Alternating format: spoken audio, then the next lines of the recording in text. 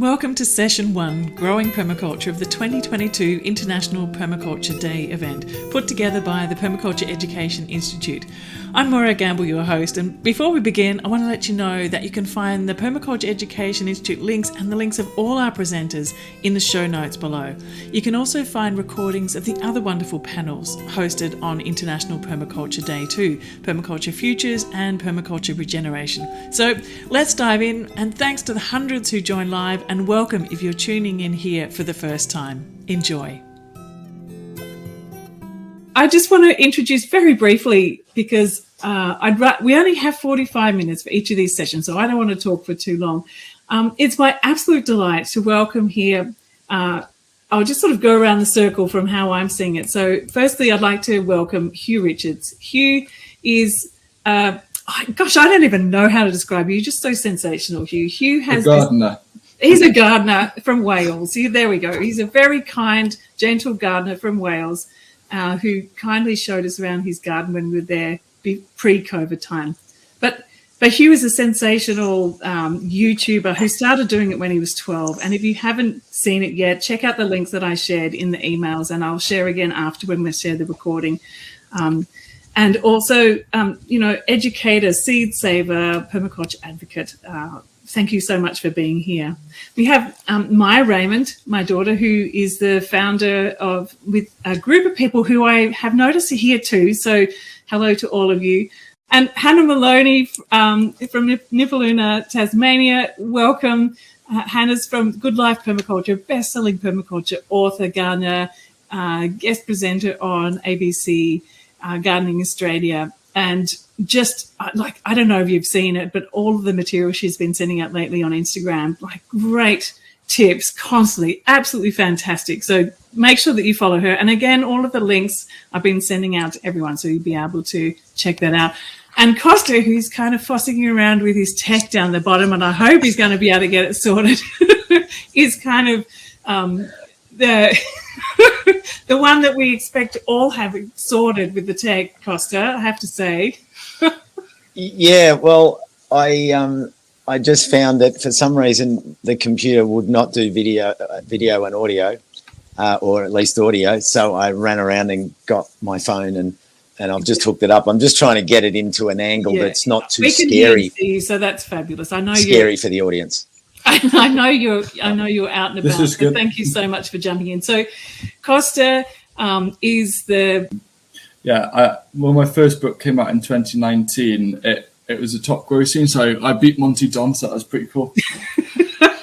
and my books as well, permaculture is ingrained within it, so it's like a very silent way of teaching the methods of permaculture to more mainstream audience, really.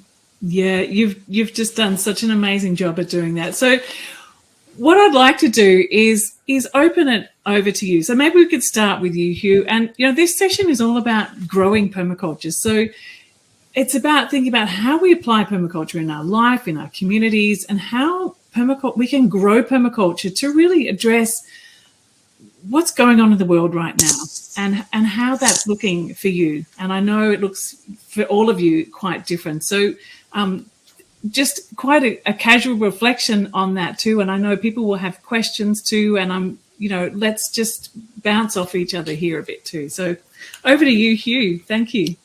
Yeah. Also, if I seem slightly distracted, I've got a rescue puppy who's playing around somewhere. Another issue is people having space to garden. So community gardens are so important. But I feel that we've got a cost of living crisis here in the UK, and there's probably that's happening around the world because, the wood, fuel, everything has just skyrocketed. But unfortunately, with the narrative of, say, growing foods and permaculture, and, I'll hold my hands up and say that some of my videos wouldn't have helped this, but there's this perception that it has to be very expensive and you have to buy all these things. And so I think for me, the most important thing to grow permaculture is to make it as accessible as possible and as cost-friendly as possible, which ultimately is what is permaculture. But I think people the way that the internet works, they'll find one thing and they'll only see content around that one thing. However, with permaculture, it's about taking lots of different ideas and bringing them together. And it's about showing people that, like, stumble upon just the right video that really speaks to them. And like, oh yeah, I got tons of seaweed because I live by a beach. Or, oh yeah, the shop chucks out tons of cardboard. And then that might ignite that little, hang on a minute, what else can be found here? And so what I try and do with my videos is that I see them as like little touch points where someone might randomly get recommended it on YouTube, and then they watch it, and then I then suck them into the rabbit hole. So that's what I think. I think accessibility, and I also think that I don't know how much time I've got to speak, by the way, so do shut me up. But one last thing is, I think the thing that really speaks to me in terms of permaculture is that whole community approach, and the idea of co-sufficiency rather than self-sufficiency. So I see co-sufficiency as either community, where I'm listening to Russell Brand's audiobook Revolution, and he says something really interesting, like community as common unity, and I never really thought of it that way. And then the other thing is as well collaborative. And I think we've become too ingrained that to do anything we require money, but really, we need to go back to the helping out a neighbour. Thank you, Hugh. Am I still on audio? I just want to check them. I didn't turn me off. Yeah, I am. Cool. My often takes over the buttons from me.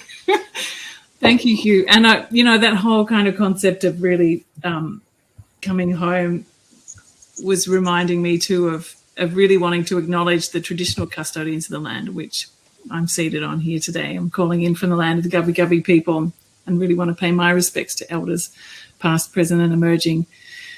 There's so many threads that you explored there, from the commons, the common unity, and really looking at cost of living and what are the possibilities for youth. And that's a really great segue possibly for Maya to jump in here and talk about what are perm youth up to, and what are your thoughts on what permaculture, how do you grow permaculture? Yeah, well, I mean, just one of the first things that come to mind is that we have connections with youth in like refugee camps. So that accessibility thing is a really different thing because, land and resources is a really difficult thing to, start creating things on it. But yeah, what we've seen to help all the things you were mentioning, the simple practicality of it, or how it can be applied as activism, which is, one of the things that, resonates with me. Because, we kind of started Perma Youth around the concept of how can we use permaculture as activism? And so I guess that's another way of growing a different branch of permaculture. Lots of different threads. But, with the music, because people can listen to it and, it spreads through that way. People always want to dance. People love to sing. And if it's something that's meaningful and that they can use to, grow gardens or make food or, food sovereignty or, things that are very important in our current environment, then it's really important. So, yeah. I think that kind of the joy and the fun in it is really interesting because, one of the things that someone wrote to me earlier, Hugh, was that, I love Hugh's videos. They're just so calming. I feel so grounded when I listen to Hugh. And something that when I was reading a review of your book, Costa, it was about, it's this joyful gardening, and it's this really aliveness. And, the same thing with what you do, Hannah, as well. It's just, your pink hair. It's like we've got to stop taking ourselves necessarily, like we have to take it seriously, but we need to do it in a way that's an open invitation to either play or to reground or to sort of come home and open the doors and make it accessible as possible. Thank you, Maya. Also, I wanted to share links to in the chat and maybe in an email later on about what the Perma Youth are up to. Actually, at this point in time, before I hand it over, I should let you know that yesterday, the Youth in Permaculture Prize, which actually translated into Chinese, into Malay, into Kiswahili, into this, into that. So we're getting applications in Nepalese so we hope to get this brilliant collection of projects and then create an incredible network of young permaculture projects, expanding on what the work that you're doing already. So thank you, Maya. Should we hand it over to Hannah now? Welcome, Hannah. Hannah, I can't hear you.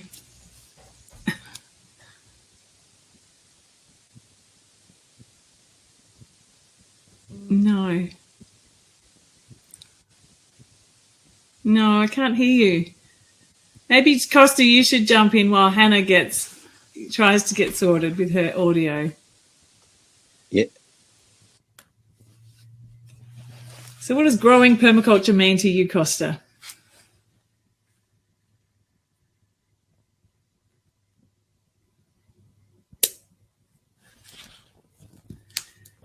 We can't hear you. Costa, we can't hear you either. No, can't hear you either. Can you hear me? I can hear you, Hugh. Okay. I just thought it was some weird glitch, but yeah. Yeah.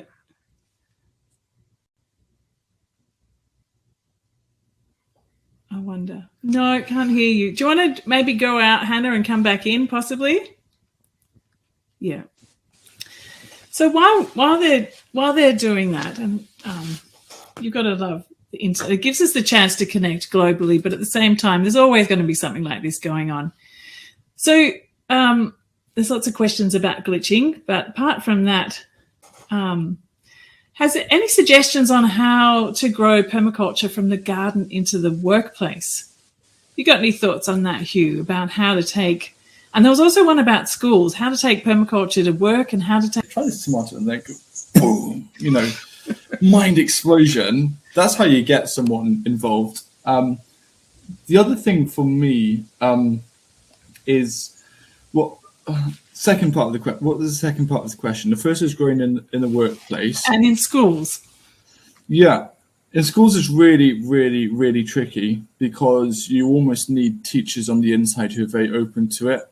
It's one of actually the hardest things that I've found is bringing it into schools. So apart from completely reshaping the whole education system, unfortunately, so many of the answers are just like create a school garden. But the thing that I'm hesitant on is I've seen so many well-intended school gardens set up only to fall by the sides 2 or 3 years later because that one person who ignited it all moves along. So I honestly think rather than focusing it in schools, it's more about co-curricular activities. So it's about actually outside of school. My favorite thing about school was finishing school. So it's like the real world exists out there that schools forget. And this is where we can help in terms of permaculture. So I think more like out of school clubs or, like forest garden clubs, for example, on the weekend. I think that really is where we'd actually see a lot more impact. Yeah, I agree. And I think, that's also what, if you've got a champion in a school and who could drive it, then that's brilliant. And supporting them is something that we love to do. But apart from that, I think that's what Perma Youth also worked out was that it's, the festivals on the camps, all the different things that go on around It's a different atmosphere when you do it outside of school too, because people want to be there. They want to make a difference too. So, yeah. Hey, Hannah, can we hear you now? Oh, can you hear me? Oh, no. Welcome, Hannah. Thank you. Over to you. Costa's still trying to join back in. Before I cut that again, I'll talk really quickly. I guess, growing permaculture is a great theme. So the reason I love permaculture, I'm an avid gardener, and that's definitely my gateway into permaculture. But one of the things I love most about it is that it's not just gardening, and it's so much more that you can apply to anywhere, doing whatever you're doing. And so sometimes people come to me and go, "Oh, Hannah, I want to be a permaculturist, but I work in accounting and I can't afford to buy a paddock in the country. I'm like, oh, no worries. You don't have to.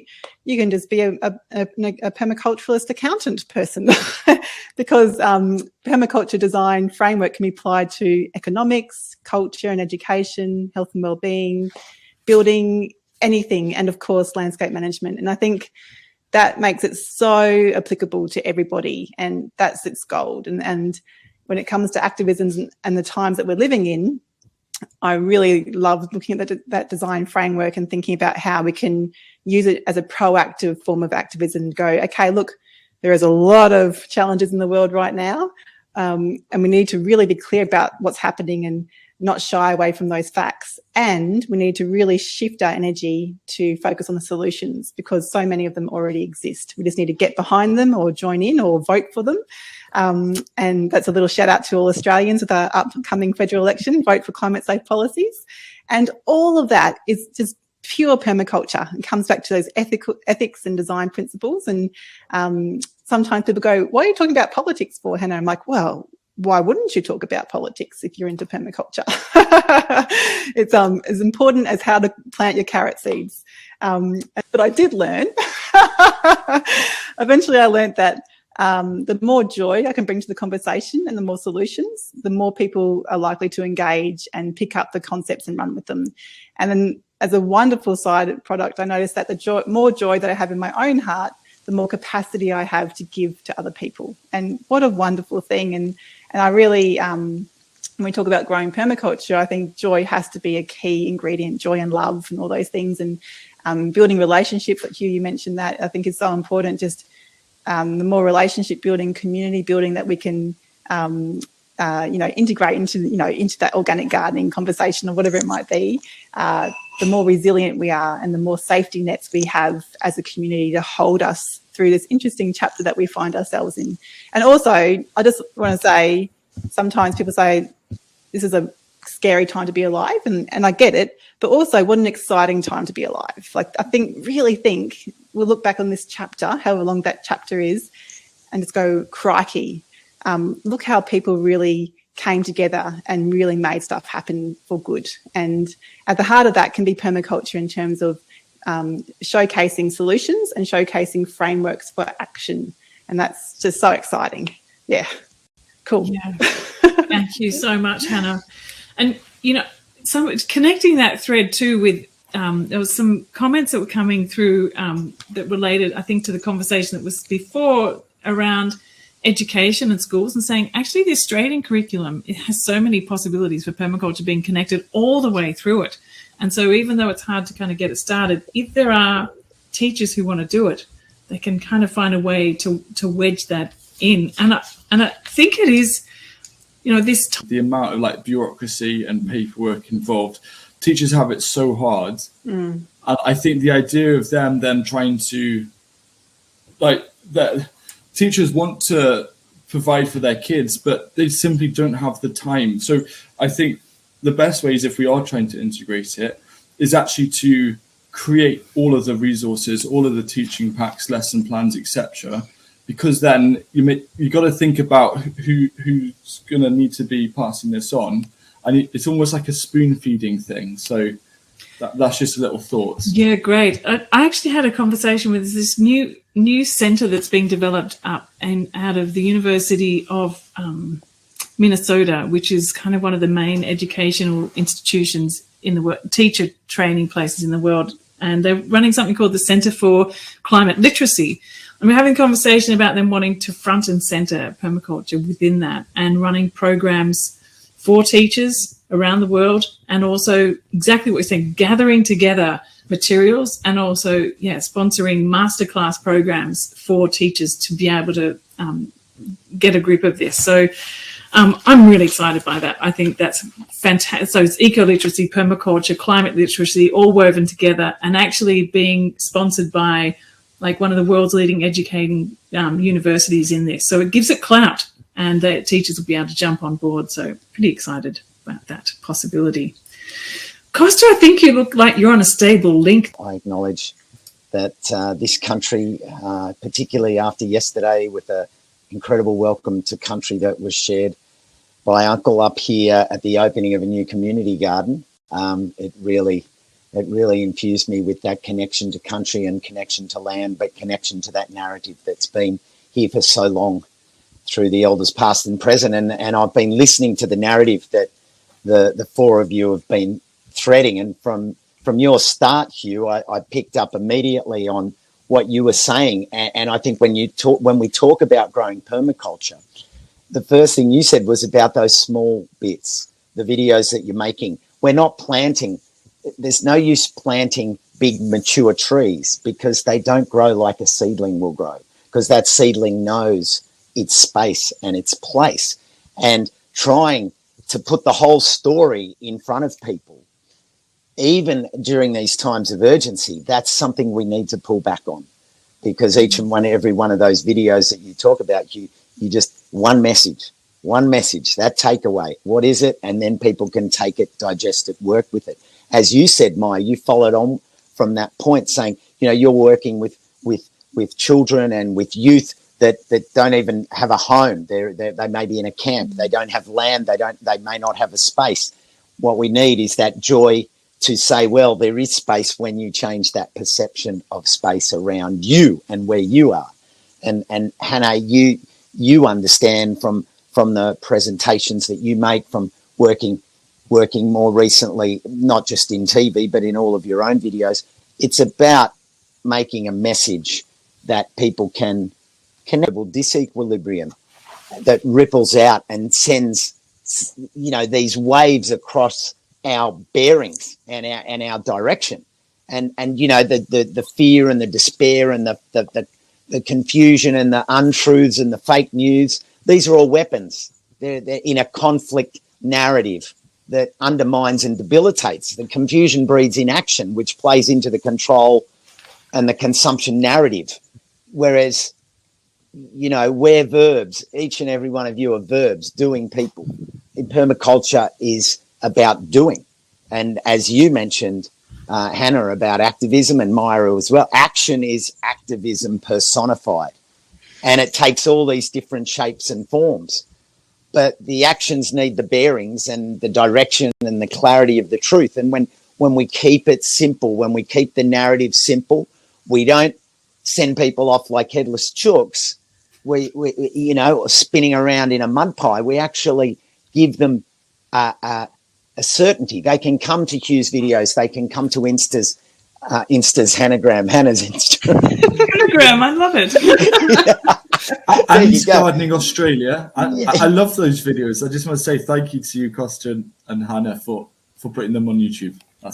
Yeah. Well, that's it. I mean, the more places we make sure that we turn the urgency into collective inclusion, because there's a lot of urgency around at the moment.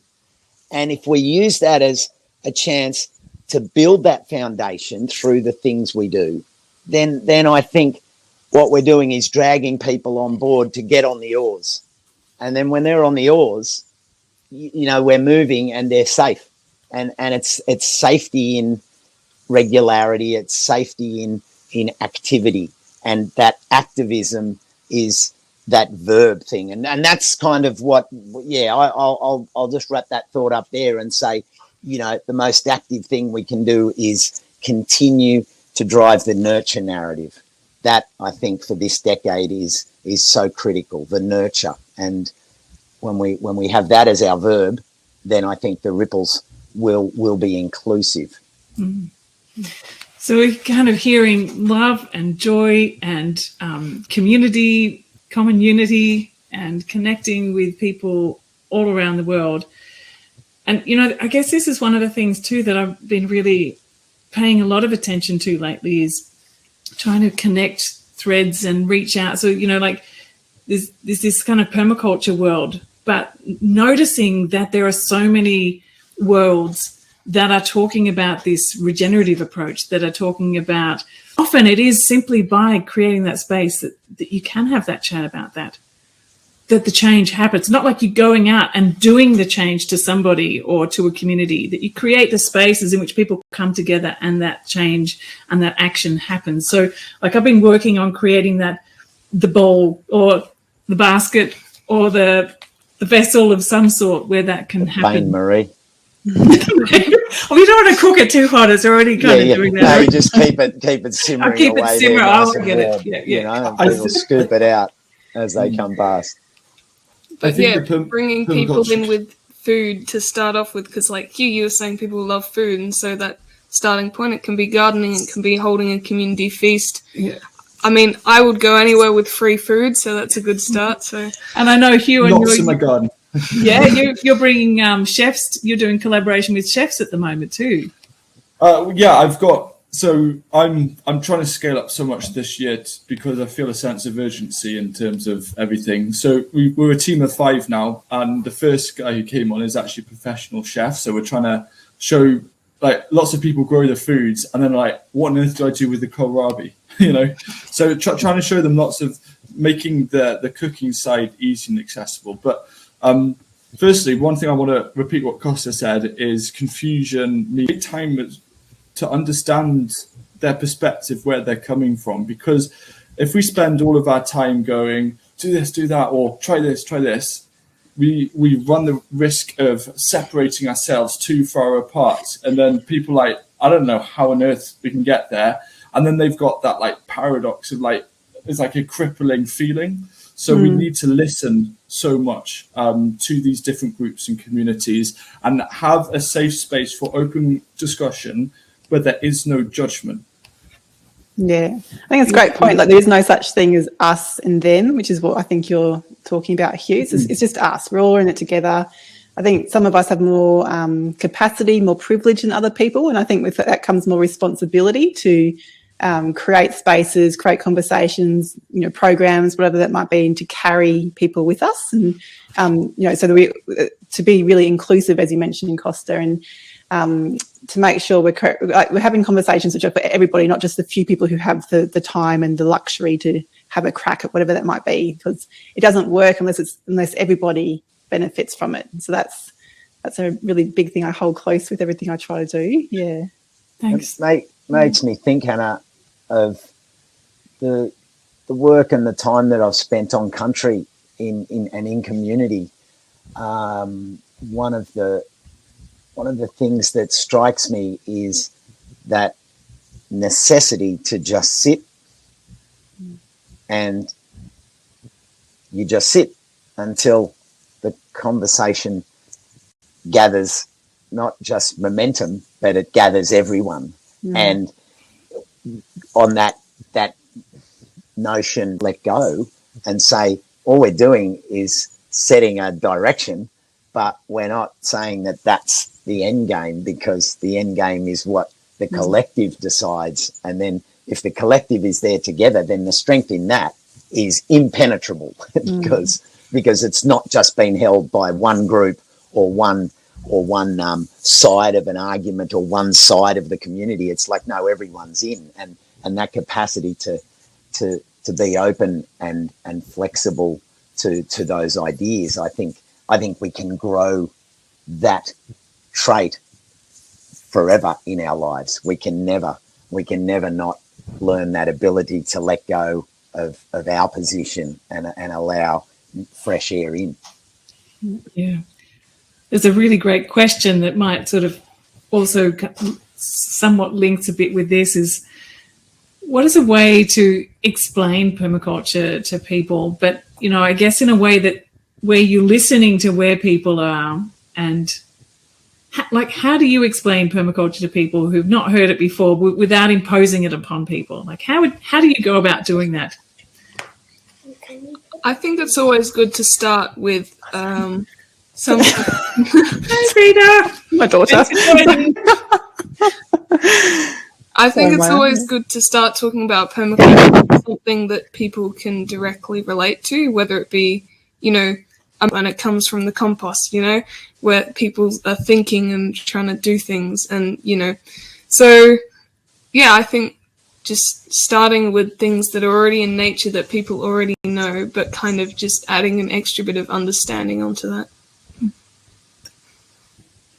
Anyone else want to have a crack at how they would? Sorry, I just used your word then. I love that word. I heard you say that. I was like, oh, have a crack at that. That's really cool. Can you repeat the question, please, Morag? I got a bit distracted. Yeah, that's fine. The question was about how do you describe permaculture to people who are just kind of coming at it for the first time as a way of making it accessible? And, I think I try to contextualize it for what's happening for their life, like whether they're avid gardeners or if they are accountants or stay-at-home parents, whatever they might be. I try to relate it back to where they are right now in their life and go, this is how you might be interested in it, and making it so it's not something that there's any pressure that they have to do. There has been a tendency over years where people go, do this thing, do permaculture, otherwise you're not good, or whatever that might be. You're not doing the right thing, which is a very simplified version of that conversation. I think it's about going, hey, I can see you trying to do this thing, gardening or parenting or accounting. Did you back to so it's applicable to them, it's relevant, and it's not another job or another thing they have to do. It's something that could actually bring them ease in their life, and I think that's the most gorgeous thing, to give someone more time, more ease, whatever it might be. Just a little hand going. Yeah, absolutely. And I wonder whether, if you wanted to take a thread of that conversation and weave it with another question that we've got thrown in here, which is around, is from Nicole saying about, can you go into more about how permaculture looks outside of the garden? What does that mean to you? For me? For anyone, yeah. Oh, sorry, yeah. After maybe Hugh or Costa or Maya? Permaculture outside the garden. Permaculture it's more of like that kind of an ethical approach to what you do in your day-to-day life, really. So it can be applied in any sense of the word. I think a massive part of it is kindness. So I honestly think just, buying someone a coffee who's in the line behind you and covering their bill, yeah, who cares if it's in Starbucks? It's that act of kindness, because the whole permaculture is built on for 2 days and that's enough. I then miss the green hills and the sheep. But honestly, when I go around and I say hello to people, they're like, oh, someone actually said hello to me. It's like they're stunned and like, but I think really, I like what you said, Hannah. When people ask me on a one-to-one level, my definition of permaculture changes in a way to make it more understandable depending on their context. If it's just like a broad definition, for me, it's more of a thinking / ethics toolkit that comes from that is inspired by nature, really, and then using that to it's almost permaculture is an open book. That's what it is. It's an out of the box approach that gives people the ability to problem solve effectively. So that's kind of how I'd usually go about talking about it. I love that open book idea, and that really opens up a whole lot of possibilities in my mind, because it's not like, okay, well, there's a set of stuff that you have to do to be doing permaculture. Like, here's kind of a lens that you look through and that you approach it from, and how it looks in your place, in your community, is going to be so different. And that's kind of how, we often start with our, when I'm running courses, like, what does it look like in your place? We could just do one more round of reflections on this. There's like a lot of different questions I can see in the chat, and I'm really sorry, everyone, that we haven't got a chance to go in this. Please join in on the next session as well, and also someone mentioned it would be good to have a Zoom session. Yes, we do. We have a Zoom session as the 4th session where we can all get in and have a chat all together, and there'll be hundreds of people there, I hope, and we can all have a lot of cross-pollination going on. So yeah, maybe one last thought about possibly what would be one of the things that you would encourage people to do to help grow permaculture in their local community? I'll have a go. So I think the best thing we can all do is take responsibility for your own self. And so have a crack at whatever you want to do. So whatever brings you most joy in that permaculture conversation, do it. And it might be growing food, it might be running community events, it might be teaching, whatever that might be. Just start doing it. And I think the more we do things, and that can be really small, you don't have to overwhelm yourself with massive projects. But the more we can start doing things and leading by example, the more people join in or replicate that in their own communities. And just very briefly, when we think about permaculture beyond our garden or beyond our fence lines, I encourage people to vote for climate safe policies. I encourage them to listen to First Nation voices of their particular country. And I encourage them to use your money wisely. So divest from super funds. Suppose, along the lines of the first permaculture principle, observe and interact. So see what's going on and then see how you can get involved and engage with it.